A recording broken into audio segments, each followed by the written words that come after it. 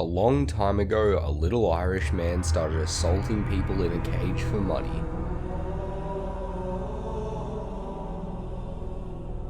This motherfucker used to send cunts' heads to the moon. His name was Conor Mcgregor. A young Conor Mcgregor came from Dublin, Ireland, and he decided to pursue a career in bonking people in the head for money. So he got some tattoos of some random flowers and shit and a gorilla on his chest, and he got some green shorts that I'm pretty sure are permanently attached to his body, and he became one of the greatest fighters to ever exist. This cunt knows how to punch on. Kinda like 50 Cent in the early 2000s. Is Conor McGregor a certified hood classic? Shut the fuck up. 10 seconds! Oh, he's out! Hands in his hips. Oh, he hurt him. Looking to finish the fight. That's it. It's all over. Just like Conor relaxed, smiling. oh! He slapped him. There was once a point in time where Conor McGregor was seen as unbeatable and where he was the biggest name in the sport's history. His legacy still remains, but after you conquer 2 different weight divisions and get belts in 2 different weight classes, what else really motivates you? Conor McGregor's story was a bit like the story of Kid Icarus.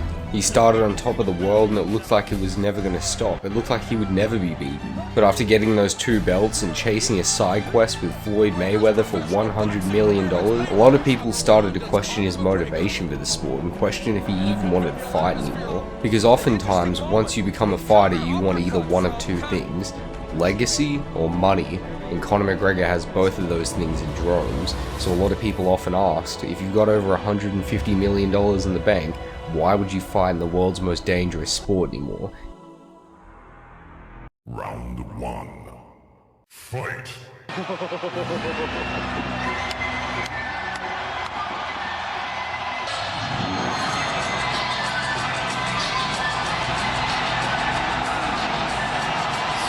Conor McGregor came back to the sport 2 years after defeating Eddie Alvarez and looked like a completely different man. Even in the walkout to the 2018 fight with Khabib, I could notice something was off. You see, before every fight, Conor McGregor gets a notorious haircut, and he always tries to look his absolute best for every single fight. But walking out for the Khabib fight, he had messy hair, and he just had this weird smile on his face, and he just looked wasted, to be honest. When he stepped into the ring, he looked kinda uncoordinated, and it just didn't look like the same version of Conor. It really looked like in that 2-year gap, there was definitely something that had happened.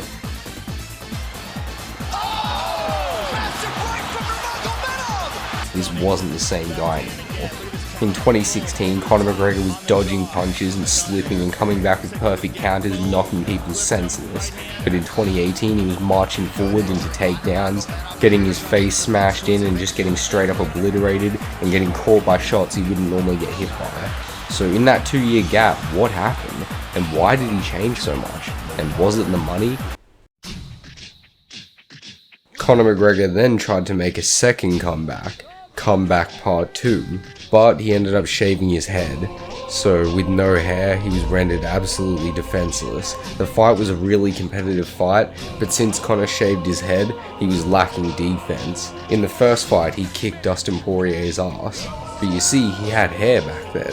Conor was winning the fight, but his controller disconnected halfway through, and Dustin started whooping his ass. Conor McGregor's comeback had just been spoiled by his new rival, Dustin Porier.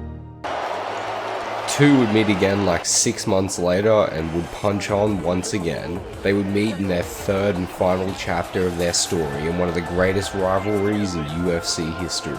Conor won the first one, Dustin won the second one, and we were about to find out who was about to win the 3rd. The fight was incredibly back and forth and it was an absolute war. Both men absolutely hate each other and were clearly trying to kill one another. And Conor had hair this time. I legitimately had hope that he was going to win this because now that he had grown his hair back, his defense was up and his attack was up as well. But the same thing happened that always happened. Dustin took him to the ground and was attempting to suck his cock. The two would fight on the ground for a while and it would turn into an absolute bloody war. They then got back to their feet and Conor kicked him in the head a few times, and then they were both standing. Conor was a bloody mess and it didn't look like this was going to be a good end to this round. And in a crazy turn of events, the two came together and Conor McGregor broke his leg. That was the end of their fight. It was almost poetic. We didn't get a winner in the end. They were one apiece, and the third fight ended indecisively. So in other words, give Conor McGregor the next title shot, baby. Let's go. There was no check. There was not one of them I checked. Your wife is in me DMs. Hey, baby, hit me back on my